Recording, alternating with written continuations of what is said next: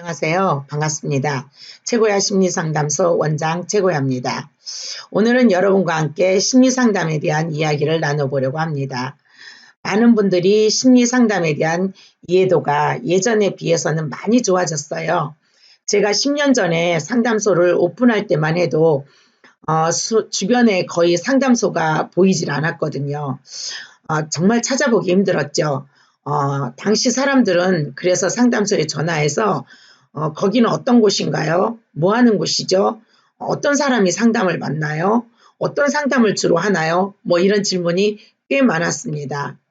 지금은 웬만하면 사람들이 상담소가 어떤 곳인지 다녀본 분들을 통해서 많이 알려져 있지요. 보건복지부 지자체에서나 이런 곳에서도 지금은 상담은 복지정책 중 하나가 되어 있기도 하고요. 그러다 보니 각 기관에서도 많이들 상담소를 이용하고 있습니다. 저희만 해도 드림스타, 보건복지부 바우처, 초록우산재단, 교육복지 또는 복지정책과 희망복지재단 이런 곳에서 상담이 많이 의뢰되기도 합니다. 어린 유아부터 청년, 부모까지도 국가에서 상담 비용을 일부 도와주기도 하고요. 이처럼 많은 사람들이 이용하는 이제 기관이 됐습니다. 그러나 아직도 상담소에 대한 이해가 정확하지 않은 분들이 있어요. 또한 상담소에 대한 신뢰 문제에 대해서 많이 중요하게 생각하는 분들도 있습니다. 정신과와 상담소에 대한 성격이 어떤 것인가에 대해서 제대로 몰라서 이 부분에 대해서도 궁금하신 분들이 많이 있어요. 이처럼 상담소에 대한 궁금증이 많다는 것을 제가 알고 오늘은 여러분과 한번 이 부분에 대해서 이야기를 나눠보려고 합니다. 여러분 중에 상담을 받아보신 분들이라면 상담소에 대해서 나름 어떤 생각과 경험이 비추어서 상담소에 대한 이야기를 할 수 있을지 모르겠습니다. 상담소에 대한 경험이 불신이 되신 분들도 있고요. 또 어떤 분들은 매우 긍정적인 그 표현을 하시는 분들도 있어요. 저 역시 상담을 하면서 다른 곳에서 상담을 받았는데 돈만 날렸다 이런 이야기를 많이 듣습니다. 그렇다면 상담소는 무엇 때문에 이런 피드백을 고객으로부터 듣게 될까요? 한국에서 심리상담학을 전공한 모든 전공자들은 사람에 대한 마음을 공부하고 인간의 마음 구조에 대한 탐구를 많이 합니다. 공부하고 또 배워서 그 이론으로 말미암아 그 이론을 바탕으로 전문인이 되지요. 여러 가지 과정을 거쳐 많은 비용을 들어서 공부도 합니다. 이렇게 공부한 전문적인 내용이 지식으로만 그들에게 남게 된다면 그 분야에 해박한 지식인일 수는 있으나 결국 그것이 치료사가 될 수는 없습니다. 그렇다면 현장에서 그들이 배운 지식을 사용했을 때 어떻게 이것을 사용해야 우리에게 오는 모든 고객의 문제를 해결하고 치료할 수 있을 것인가에 대한 모듈이 나와야 합니다. 그러나 대학에서 심리학을 전공한 이론만으로는 어떤 모듈을 만들어내기란 매우 어려워요. 그래서 정확한 모듈을 갖추어진 프로그램이나 곧 시스템을 공부하지 않으면 치료란 매우 어렵게 됩니다.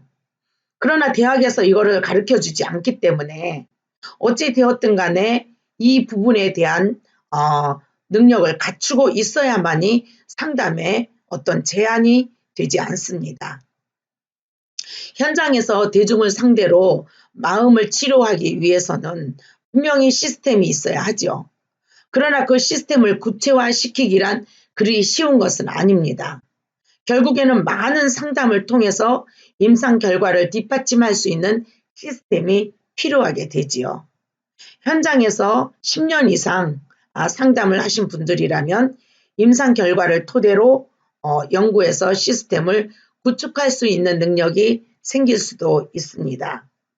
그러기 위해서 이 분야에서 매우 오랫동안 상담을 하고 또 매우 열정적으로 또 사명감을 가지고 일하는 분들은 아마 이런 시스템을 구축해낼 수도 있습니다.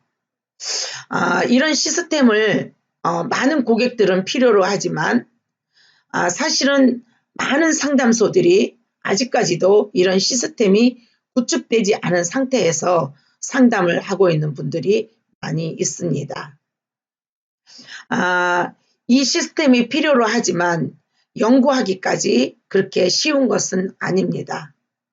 그래서 오랜 기간 상담을 해야 하고 또한 나름대로 많은 연구를 통해서 시스템을 만들어내야 하기도 하고 또한 어떤 다른 과정을 통해서 더 심화적인 공부를 해야 하기도 합니다. 사람을 치료하는 상담사는 이러한 시스템이 구축되어 있어야 자신 있는 상담을 하게 되고 고객에게 만족도를 채우게 됩니다. 그렇지 않으면 결국에 상담을 하다가 어떤 상황에 봉착하게 되어 결국에는 상담에 대한 실패를 가져오기도 하지요. 그렇다면 무엇 때문에 상담사는 이런 시스템을 가지고 있어야 할까요? 자, 우리는 상담소에 여러분들 어떤 사람이 온다고 생각하시나요? 상담소는 비용이 매우 부담되는 곳입니다. 의료보험도 안 되죠. 100% 자기 본인 부담금으로 치료해야 하는 곳입니다. 이런 곳에 오시는 분들이 과연 카운셀링, 대화 또는 피드백을 듣기 위해서 그 비싼 돈을 가지고 상담소에 지속적으로 올 수 있을까요? 또는 가벼운 집안 문제, 내가 해결하기 어려운 문제를 가지고 올까요? 그렇지 않습니다. 그럼 어떤 사람들이 상담소에 온다고 생각하십니까? 저는 최고야 심리상담센터를 오픈한 지 10년이 되어 갑니다. 10년 전에도 그랬지만 지금도 같은 게 있어요. 저희 상담소를 찾는 일반인들은 90%가 정신과 약을 먹거나 심리 증상이 매우 심한 상태로 사회생활이 어려운 분들이 대부분입니다. 이분들이 카운셀링을 하러 상담소에 오시지는 않아요. 목적은 치료입니다. 심리 증상을 치료하려는 목적을 가지고 오죠. 또는 이런 심리 증상을 완화하기 위해서 오시는 분들도 있지만 그러나 근본적인 것은 치료가 목적입니다. 조현병을 가지고 있는 분들이 저희 상담소에는 60%가 넘습니다. 이런 분들에게는 치료비가 중요하지 않겠죠. 더 중요한 것은 치료를 원하는 분들입니다. 그렇다면 이런 분들을 치료하기 위해서 어떤 치료가 필요할까요?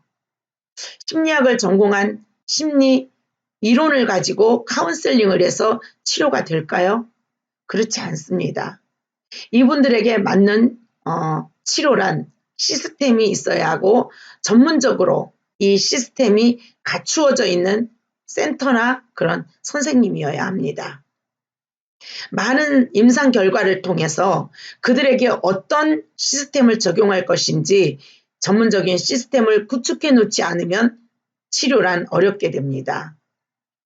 상담사의 기본은 당연히 고객에 대한 애정이죠.